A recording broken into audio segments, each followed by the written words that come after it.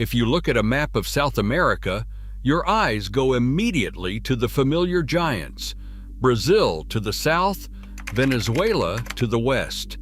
But right there on the northern coast, tucked between the Atlantic Ocean and the Amazon basin, sits Guyana. At first glance, it looks like a footnote, a small country that most people couldn't find on a map without help. But here's the first thing that surprises people. Guyana is roughly the size of Idaho, bigger than many people imagine when they picture a country with fewer than 1 million people. Its territory is 75% covered in pristine Amazonian rainforest, some of the most intact and biodiverse jungle on Earth. It holds Kaieteur Falls, the world's largest single-drop waterfall by the combination of height and volume, a cascade nearly 5 times the height of Niagara that pours 23,400 cubic feet of water per second over an ancient sandstone cliff deep in the jungle interior. Its rivers contain some of the richest biodiversity in the Western Hemisphere.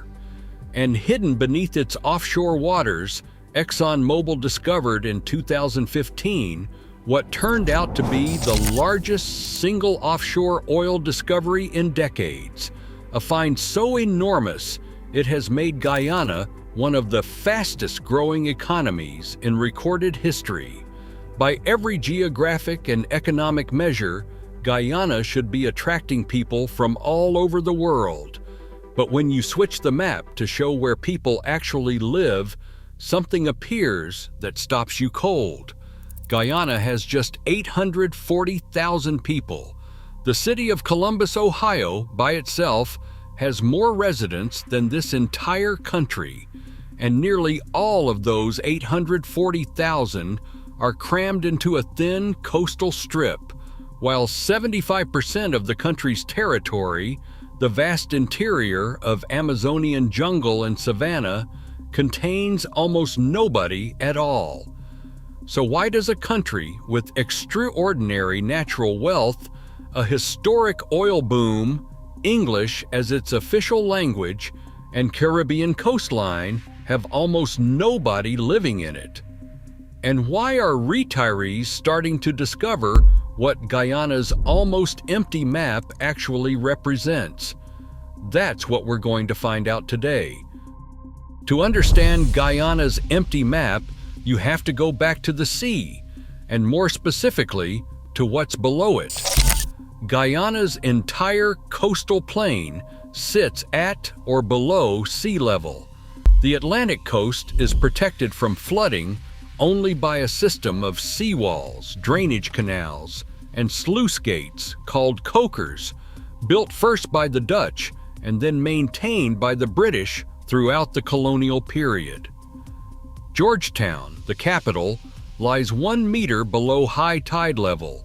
The city exists because of engineering, not geography.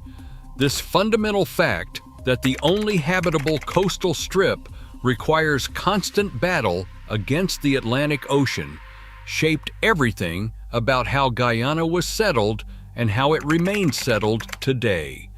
The Dutch and then the British built their plantation economy on this narrow coastal belt, using it to grow sugar cane with the labor of enslaved Africans and later indentured workers from India. Sugar plantations required the coast. The interior, vast, roadless, and magnificent, was not where the money was. It was where the jungle was. And that separation between the thin populated coast and the vast empty interior has never been bridged. Now leave the coast behind and look at the interior. Guyana's hinterland is one of the last great wilderness on Earth. Tepui Table Mountains rise from the jungle like ancient fortresses. Rivers teem with arapaima, the world's largest freshwater fish, and giant river otters and black caiman. Harpy eagles, the most powerful birds of prey in the Americas, nest in the canopy. Jaguars move through forests that have never been logged. It is spectacular. It is also extremely difficult to access. Guyana has essentially no road network outside the coastal belt. The interior is reached by boat, by small aircraft, or not at all. There are no highways pushing through the Amazon, no railway into the jungle, just rivers and bush paths. A country the size of the United Kingdom with fewer paved roads than a mid-sized American county. The same geographic isolation that preserved the extraordinary ecosystem of Guyana's interior is the same reason almost nobody lives there. And the colonial economy of sugar and later gold and bauxite mining, like the silver economy of Bolivia and the timber economy of Belize before it, built an infrastructure of extraction, not settlement.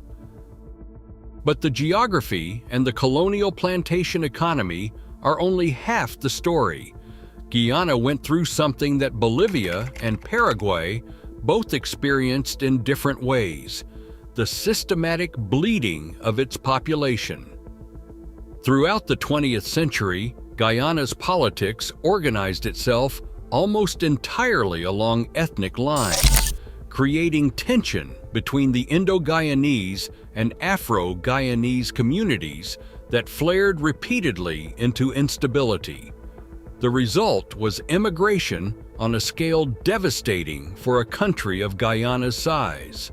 Hundreds of thousands of Guyanese left for Canada, the United Kingdom, and the United States, particularly to New York City, where one of the largest Guyanese diaspora communities in the world established itself in Brooklyn and Queens. Estimates suggest that as many Guyanese live abroad as live in the country itself. For a country of 840,000, that is an almost incomprehensible loss of people. And Guyana has been bleeding people for over half a century, and the nearly empty map of its interior reflects every single departure. But here's where Guyana's story takes an unexpected and dramatic turn. In 2015, ExxonMobil announced it had discovered oil in the Stabroek Block offshore Guyana, and the number it eventually confirmed, over 11 billion barrels of recoverable reserves, was not just significant, it was historic. Guyana, in a single geological find, went from one of the poorest and most overlooked countries in the Western Hemisphere to the owner of per capita oil reserves that rivaled those of Kuwait. Gross domestic product growth hit 62% in 2022, the fastest of any country in the world that year. By late 2025, Guyana was producing roughly 900,000 barrels of oil per day from a country of 840,000 people. The IMF projects the economy will continue to expand at double-digit rates through the end of the decade. Schools, roads, hospitals, and ports are being built.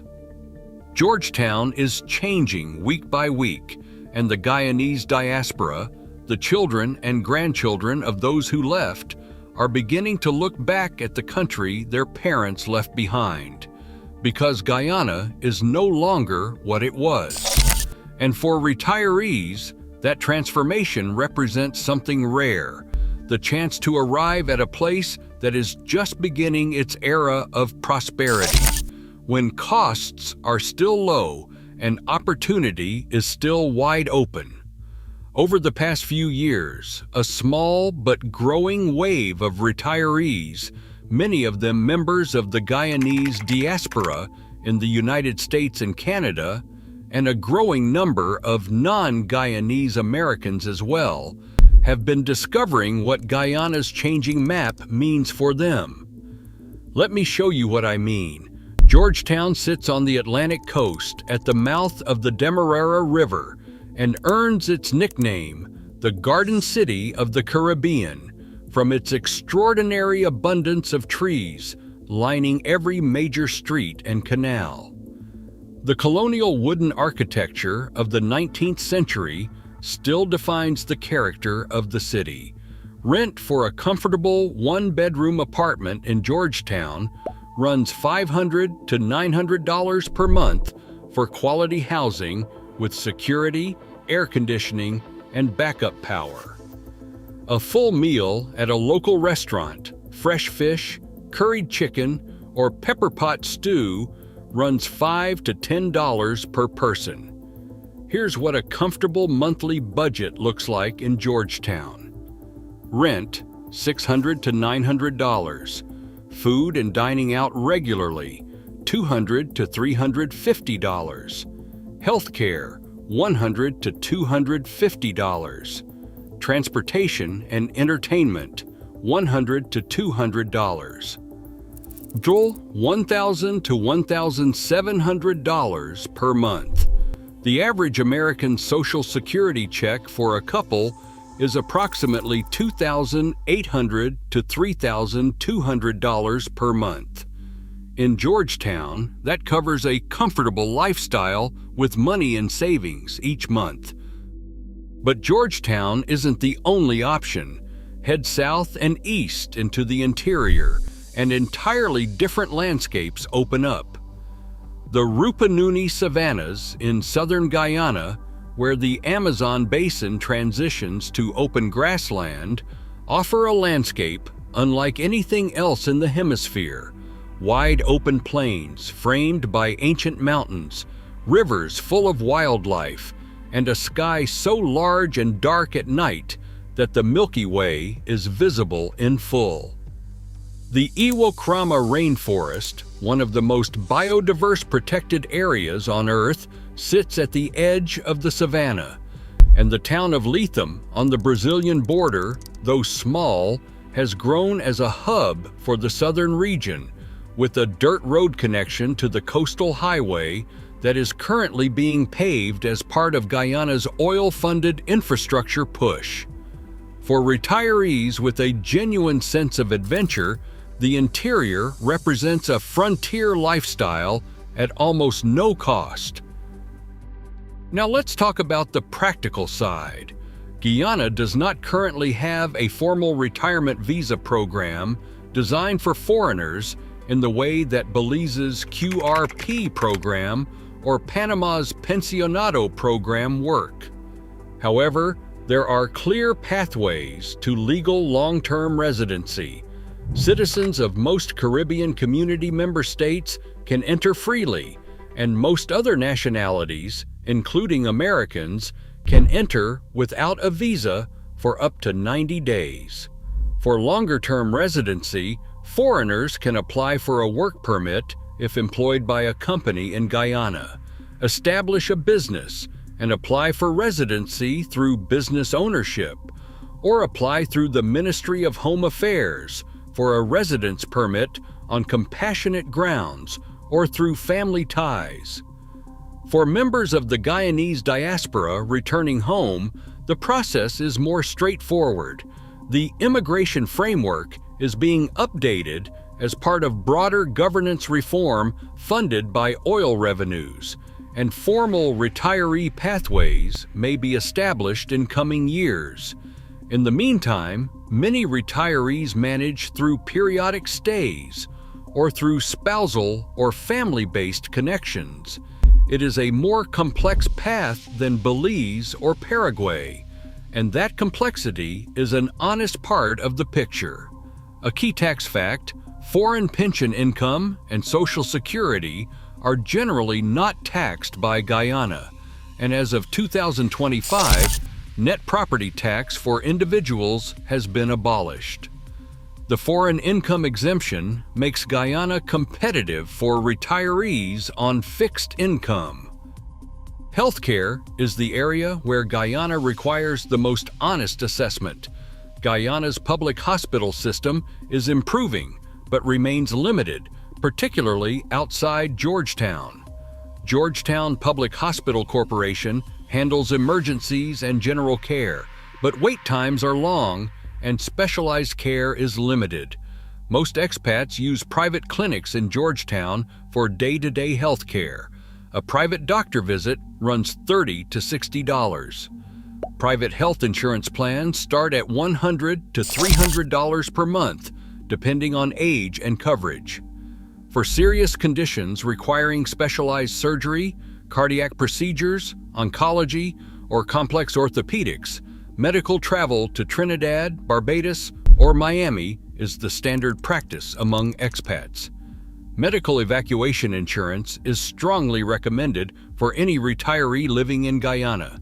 The financial math still works. The savings on housing and daily life are so substantial that an international health insurance policy with evacuation coverage is a small fraction of what you would spend staying in the United States. Now, let us talk about something that matters just as much as the cost: community. Because retiring abroad alone without a support network is one of the biggest mistakes retirees make. Guyana's expat community is growing rapidly, driven primarily by the oil industry and the returning diaspora. In Georgetown's best neighborhoods, Bel Air, Lamaha Gardens, and South Ruimveldt, there are established communities of returning Guyanese Americans and Canadians, oil industry workers from around the world, and an increasing number of foreign retirees who arrived for the affordability and stayed for the warmth. And here is the single most underappreciated fact about Guyana. It is the only country in South America where English is the official language. Not just widely spoken, English is the language of government, law, banking, schools, newspapers, and everyday life.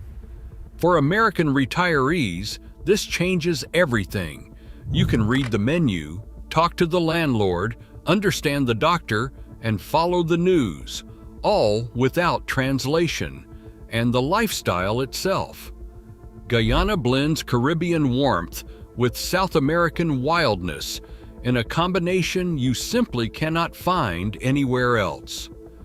Georgetown's wooden colonial buildings, botanical gardens, and busy Stabroek Market feel like the Caribbean. An hour's drive out of the city, and you are in a world of rivers, rainforest canopy, and wildlife that rivals the Amazon basin at its most pristine. The food culture draws from 3 continents. Guyanese cooking reflects the country's extraordinary ethnic diversity: African, Indian, Chinese, Portuguese, Amerindian, and European traditions all meeting in a single cuisine. Roti and dal puri come from the Indo-Guyanese tradition. Pepper pot, the national dish, is a slow-cooked meat stew seasoned with cassaripe, a sauce made from bitter cassava that the Amerindian peoples of the region have been making for centuries. Fresh river fish, coconut ice cream, local rum that rivals the finest in the Caribbean. And here is what makes Guyana's story unlike any other on this list. You are not arriving at a country past its peak. You are arriving at the beginning. The oil revenues are funding roads, bridges, hospitals, schools, and airports at a pace the country has never seen. The government completed a deepwater harbor facility. The road connecting the coast to the Brazilian border is being paved.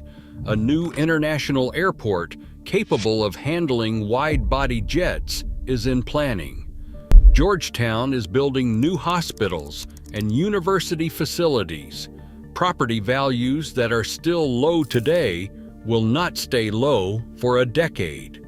For retirees who can tolerate some frontier conditions, Guyana represents the rare opportunity to live affordably in a place whose quality of life trajectory is pointing directly up. Guyana remains one of geography's great paradoxes. A country bigger than the United Kingdom, 75% covered in some of the most pristine jungle on Earth. the world's fastest-growing economy by percentage, the largest offshore oil discovery in decades, English as the official language, and just 840,000 people, almost all of them compressed into a thin coastal strip, leaving the vast interior to the jaguars, the harpy eagles, and the silence.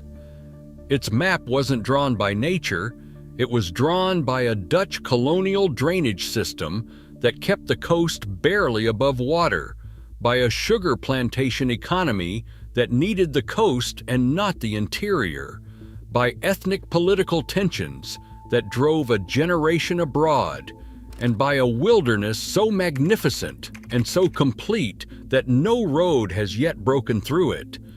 But for retirees looking for something different, something that is genuinely changing, something with English as the language and oil wealth reshaping the infrastructure, something with Caribbean warmth and Amazonian wilderness in the same country, Guyana's almost empty map isn't a warning.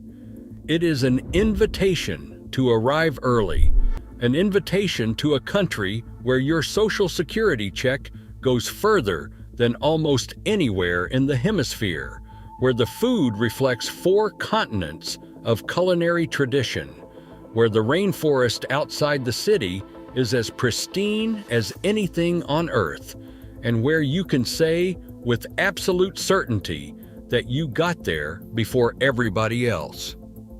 Guyana chose authenticity over infrastructure, nature over noise, and in doing so, it created something genuinely rare in the modern world, a country that is almost empty and almost on the verge of something extraordinary.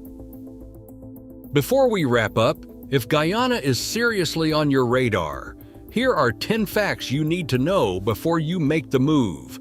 Fact number 1. Guyana is the only country in South America where English is the official language. The entire legal system, banking system, government, educational system, and daily commercial life operates in English. For American retirees, this is not a small advantage. It is the difference between navigating a foreign country independently and depending on translators for everything.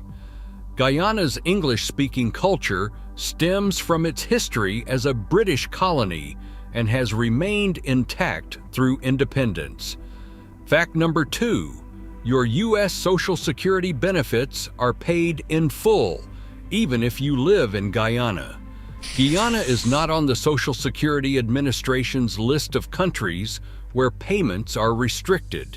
Your check arrives every month in full, deposited directly into your U.S. bank account, which you can access through ATMS or wire transfers in Georgetown. Fact number 3. Guyana is the fastest growing economy. GDP growth averaged over 40% per year between 2022 and 2025, driven by offshore oil production from the ExxonMobil-operated Stabroek Block. The country holds an estimated 11 billion barrels of recoverable oil reserves, more per capita than Kuwait. For retirees, this matters because it means infrastructure is being built, services are improving, property values are still catching up, and the government has the fiscal capacity to invest in health, roads, and public services at a rate unprecedented in Guyanese history. Fact number 4. Guyana has Kaieteur Falls. Located in the interior rainforest, Kaieteur is the world's largest single-drop waterfall by the combination of height and volume. At 741 feet high and pouring 23,400 cubic feet of water per second over its lip, it is nearly 5 times the height of Niagara Falls. Unlike Niagara, which receives millions of visitors annually, Kaieteur sees only a few thousand people per year. You can fly in on a small aircraft from Georgetown in about an hour. For retirees who want natural wonder without the crowds, Kaieteur is among the most extraordinary places on Earth. Fact number 5. Guyana is home to one of the most pristine tropical rainforests on Earth. Approximately 75% of Guyana's land area is covered by pristine Amazonian rainforest, and the country has committed to maintaining that coverage through its partnership with Norway's REDD+ carbon credit program, which pays Guyana for keeping its forests standing. Guyana's forests have been independently verified as among the lowest deforestation rates of any tropical country in the world. For retirees who prioritize environmental integrity and want to live adjacent to a genuine wilderness, Guyana offers access to a natural world that has essentially not changed since before European contact. Fact number 6. Foreign pension income and Social Security are generally not taxed by Guyana. Only income generated from Guyanese sources is subject to Guyanese income tax. Additionally, as of 2025, individual property tax has been abolished. For American retirees living off U.S. income sources, the Guyanese tax burden is effectively zero. Combined with the cost of living approximately 27% lower than the United States on average, Guyana represents one of the most financially favorable environments for American retirees in the Western Hemisphere. Fact number 7. Guyana has extraordinary biodiversity. The country ranks among the world's top 10 in species of birds per unit area, with over 800 bird species recorded. It contains over 1,000 species of freshwater fish, more than the entire Amazon River system in its lower reaches, giant river otters, giant anteaters, giant armadillos, tapirs, jaguars, pumas, ocelots, a total of 6 species of wildcat, harpy eagles, scarlet macaws, and black caiman all live within the country's borders. For retirees who are birders, wildlife enthusiasts, or simply people who want to live somewhere extraordinary, Guyana's biodiversity is without parallel at its price point. Fact number 8. Guyana's interior savannas offer a lifestyle that simply does not exist anywhere else. The Rupununi region in southern Guyana is a vast open savanna dotted with ranches, Amerindian villages, and wildlife-rich rivers, framed by the ancient Pacaraima Mountains. A small but dedicated community of foreign residents has chosen this region for its extraordinary peace, its wildlife, and its remoteness. Land in the interior is among the least expensive in the entire Western Hemisphere. For retirees seeking true off-grid or frontier living with a warm climate, the Rupununi is unlike anything else available at any price. Fact number 9. Georgetown is becoming a genuinely improved city. Oil revenues are funding infrastructure investment at a pace Georgetown has never seen.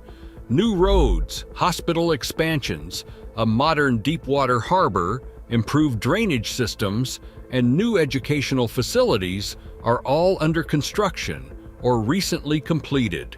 While the city still has challenges, the trajectory of investment is clear, and the rate of improvement is visible year over year.